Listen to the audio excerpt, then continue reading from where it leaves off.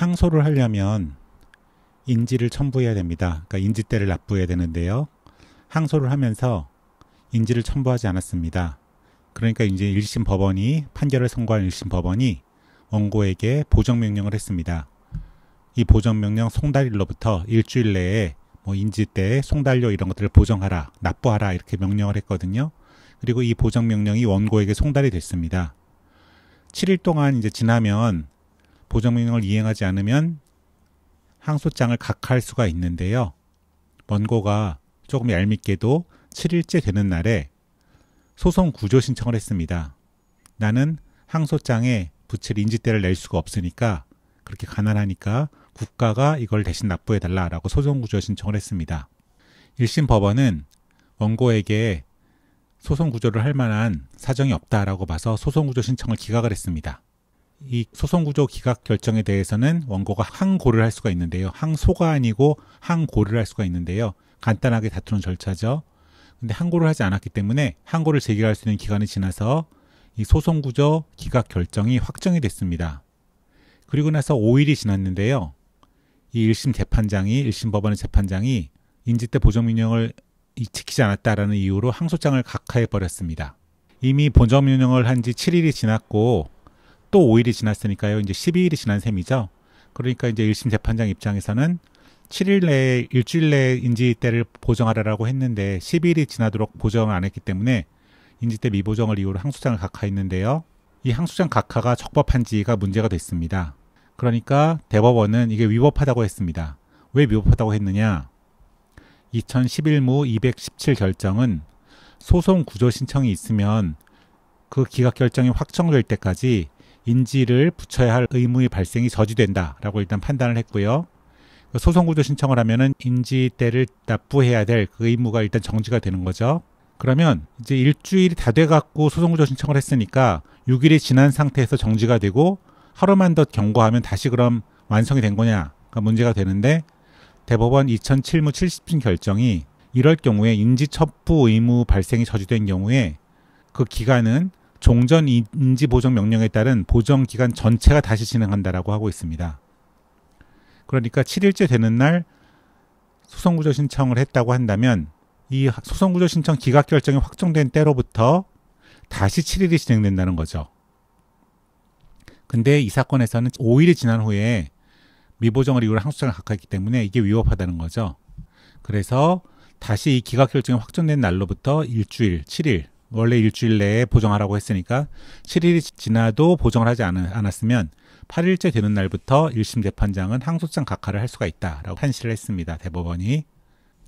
만약에 소송구조 신청을 기각했는데 요거는 지금 항고를 안 한 경우인데요. 항고를 했는데 항고를 하면서 또 이 항고장에도 원래 인지대를 붙여야 되거든요. 근데 항고장에도 인지대를 또 붙이지 않았습니다. 원고가. 그러니까 1심 법원에서는 인지보정명령을 또 했겠죠. 요 인지보정명령은 항소장에 대해서 인지를 안 붙인 거를 말하는 거고요. 요 인지보정명령은 항고를 하면서 항고장에 인지대를 안 붙인 거를 이제 보정을 하라고 했는데, 여기에 대해서 또 원고가 소송구조 신청을 했습니다. 근데 만약 법원이 여기에 대해서 기각 결정을 한다고 한다면 이 원고는 아마도 두 번째로 또 다시 항고를 하면서 이 기각 결정에 대해서 항고를 하면서 또 인지대를 안 붙일 거예요, 아마. 그러면 법원이 인지보정 명령을 하죠. 그러면 이 원고는 또 소송구조 신청을 할 겁니다. 두 번째 이 항고장의 인지대를 국가가 내달라. 기각을 하면은 또 다시 항고를 하면서 인지대를 안 붙이고, 이런 식으로 하면은 이제 이런 식으로 계속 무한반복이 되는 거죠. 기각하면 항고하고 다시 소송구조 신청하고 또 기각하면 항고하고 또 소송구조 신청하고, 이런 식으로 해서 무한 반복이 되면은 재판이 끝날 수가 없습니다. 항소장에 인지대 붙이지 않은 것에 관한 재판을 종료할 수가 없게 되죠. 무한히 이게 반복되게 되죠. 계속해서. 그렇기 때문에 이런 걸 악용하는 소송 당사자가 가끔씩 있기도 합니다. 이 사람은 어떻게 해서든지 소송을 좀 지연시키고 인지대를 안 내려고 이제 이런 식으로 계속 이렇게 돌게 이렇게 만드는 거죠. 이걸 그럼 막을 길은 없겠느냐. 그래서 실무에서는 인지보정 명령에 대해서 소송구조 신청을 하면은 그냥 이 항고장의 인지대를 국고에서 대납을 해줍니다. 소송구조 신청을 받아들여서가 아니고 이런 식의 무한 반복되는 것을 막기 위해서 일단 국가에서 항고장에 대한 인지대를 국고 대납으로 해서 국가가 내주고요. 그래서 소송구조 기록을 항고심으로 송부해서 항고가 기각되고 그 다음에 또 아마 이 사람은 대법원에 재항고를 할 겁니다. 왜냐하면 소송 지연이 목적이기 때문에. 그럼 이제 재항고가 기각이 되죠.